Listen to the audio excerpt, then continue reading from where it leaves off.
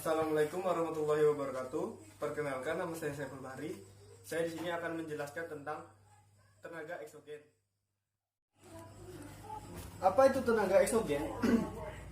Tenaga eksogen dibagi menjadi dua. Yang pertama, tenaga eksogen adalah tenaga geologi yang memotong dan mengisi.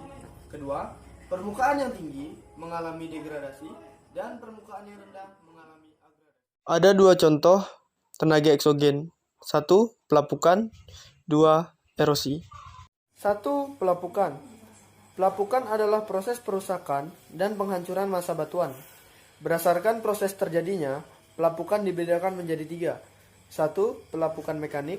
2. Pelapukan kimiawi. 3. Pelapukan organik. 1. Pelapukan mekanik. Pelapukan mekanik adalah rusaknya batuan karena faktor suhu yang menyebabkan batuan retak dan pecah. Contoh hasil dari pelapukan mekanik: 1. Bongkah. 2. Kerakal kerikil. 3. Pasir. 4. Debu. 5. Lempung. Kedua, pelapukan kimiawi. Pelapukan kimiawi adalah proses penghancuran massa batuan karena terjadinya reaksi kimia. Contoh hasil dari pelapukan kimia: 1. Gua atau sungai di bawah tanah. 2. Stalaktit dan stalagmit.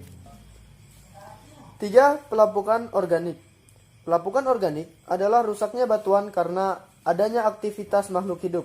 Contoh prosesnya: proses penghancuran batuan yang dilakukan oleh akar tanaman yang menempel pada batuan. Contoh kedua adalah erosi. Erosi adalah proses pengikisan dan pemindahan hasil-hasil pelapukan oleh angin, air, dan glaster dari tempat asal ke tempat yang lain. Erosi dipengaruhi oleh iklim, jenis tanah, relief, vegetasi, serta manusia. 1. Erosi glaser adalah erosi ini terjadi akibat perpindahan partikel-partikel batuan karena aliran es yang terjadi di pinggiran sungai.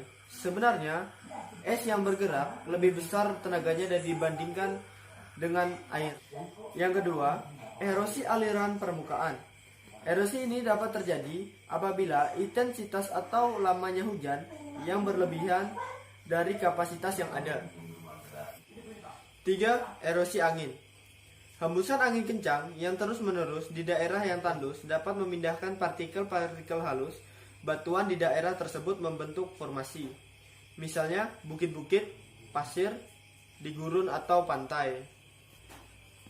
Yang terakhir, erosi oleh laut.